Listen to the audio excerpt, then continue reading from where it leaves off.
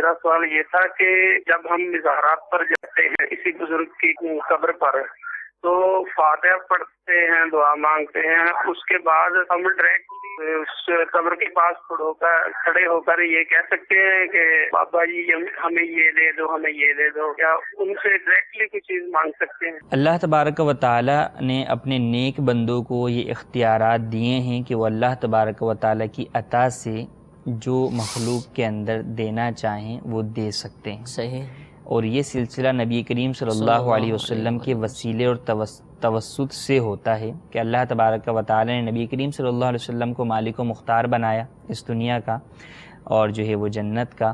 تو اسی طرح آپ علیہ الصلوۃ والسلام کی حدیث کا جو ہے وہ مفہوم ہے کہ میں جو ہے وہ بانٹنے والا ہوں اور اللہ تبارک و تعالی عطا فرمانے والا ہے۔ تو اللہ تبارک و تعالی کی نعمتوں کو تقسیم کرنے والے آپ علیہ الصلوۃ والسلام ہیں، اور پھر آپ کے توسط سے، آپ کے وسیلے سے صحابہ، تابعین، تبع تابعین،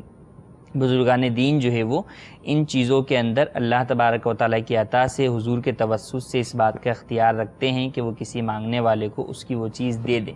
وہ در حقیقت اللہ تبارک و تعالیٰ ہی دینے والا ہے، جو فاعل حقیقی ہے وہ تو اللہ تبارک و تعالیٰ ہی ہے، لیکن اللہ تبارک و تعالیٰ نے اختیارات دیے ہوئے اپنے بندوں کو کہ نیک بندوں کو کہ یہ دے دیں۔ البتہ بہتر یہ ہے کہ ان کے وسیلے سے اللہ تبارک و تعالیٰ کی بارگاہ میں دعا کی جائے کہ یا اللہ میں ان فلاں بزرگ کے مزار پر حاضر ہوں،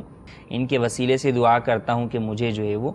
کامیابی عطا فرما دے، روزی روزگار عطا فرما دے۔ تو یہ طریقہ جو ہے وہ اختیار کیا جائے، یہ زیادہ بہتر ہے۔ لیکن اگر کوئی ڈائریکٹ بھی مانگتا ہے تو وہ بھی مانگنا جائز ہے، کیونکہ کبھی بھی کسی مسلمان کے ذہن میں یہ وہم و گمان آ ہی نہیں سکتا کہ معاذ اللہ عز و جل یہ جو دے رہے ہیں یہ اللہ کے بغیر دے رہے ہیں۔ صحیح۔ ہر مسلمان یہ بات جانتا ہے کہ دینے والی ذات وہ صرف رب تعالیٰ کی ذات ہے، حقیقی طور پہ دینے والا اللہ ہے۔ اللہ تبارک و تعالیٰ کی جانب سے اختیارات کے اعتبار سے،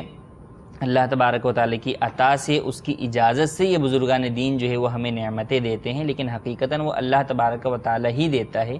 تو ڈائریکٹ مانگنے کو بھی جو ہے وہ ہرگز غلط نہیں کہا جائے گا، اس کو جو ہے وہ کفر و شرک نہیں کہا جائے گا۔